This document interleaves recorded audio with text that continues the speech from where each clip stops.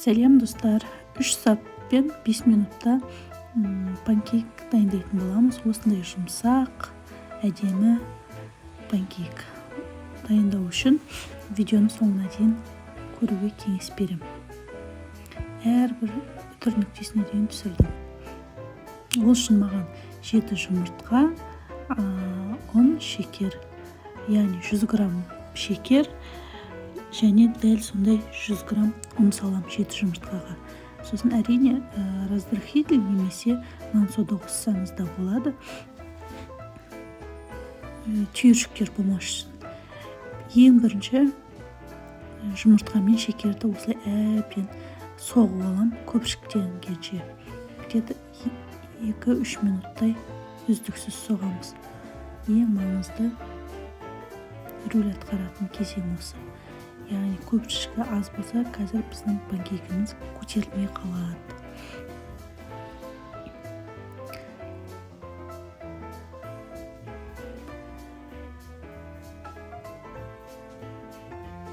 Осылай үздіксіз 2-3 минут үздіксіз ұрамыз.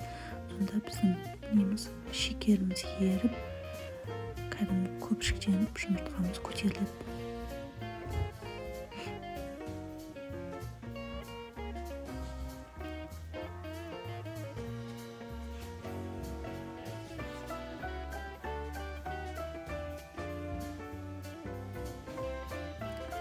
Көріп отқандай көпіршіктен 3 минуттан кейін аз-аздан бізге еленген ұн,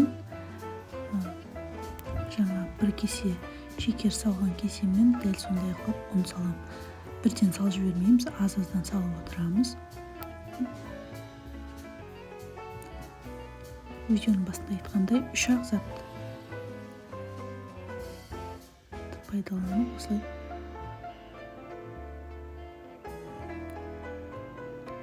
разрыхлителді саламыз. Шай қасықпен 1 қасық көлемінде.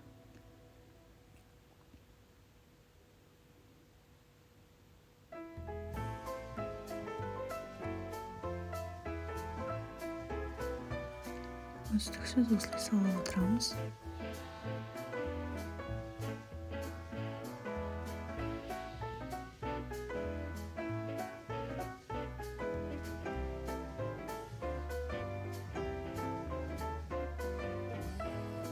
Разрыхлителді шай қасықпен 1 қасықтың көлемінде саламыз.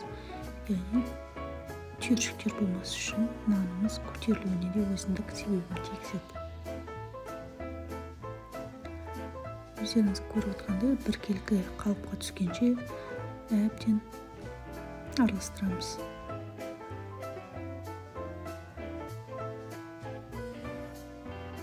Осындай қаймақ тәріздес бізде тесті пайда болып, осыны қызып тұрған.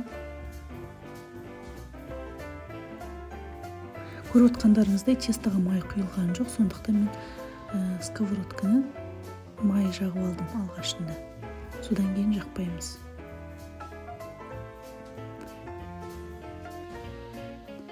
Осылай құйып шығамын.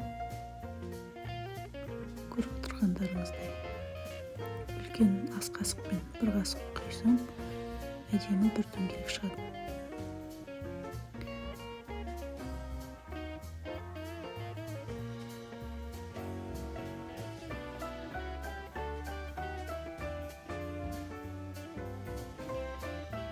Көріп отырғандарыңыздай беті көпіршіктене бастаған кезде, яғни асты қызарды деген сөз аудара беруге болады. Менде от қызу болып кетті басындағы. Отты басып қойған дұрыс. Міне осылай аударамыз. Келесі беті тез піседі бізде. Көріп отырғандарыңыздай қаншалықты көтерілгендігін байқасаңыздар болады. Бұлай айтқанда үлбіріп бисквит сияқты болып шығады. Өте дәмді.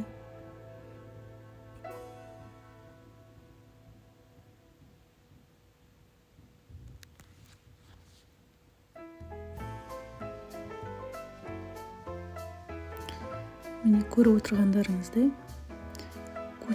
көз алдарыңызда өзгеріп отырады. Көтерілгендігін байқасаңыздар, міне қараңыздар, кәдімгідей көтеріледі.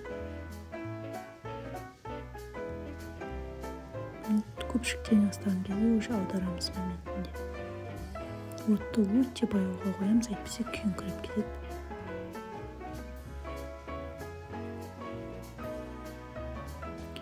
Бар болғаны 3 сағаттан дайындалады. Көріп отырғандарыңыздай осындай әп-әдемі жұмсақ панкейкі пайда болады.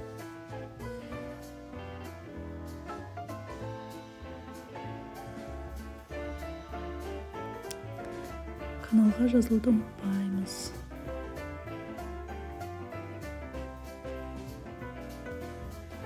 Каналға жазылып өз ой-пікірлеріңізді қалдырыңыздар.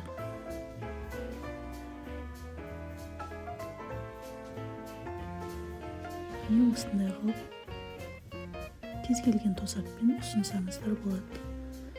Көріп отырғандарыңыздай жұмсақ әп-әдемі.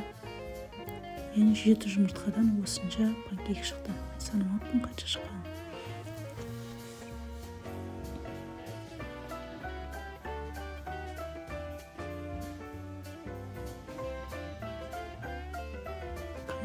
Каналға жазылуды ұмытпаймыз. Ас болсын.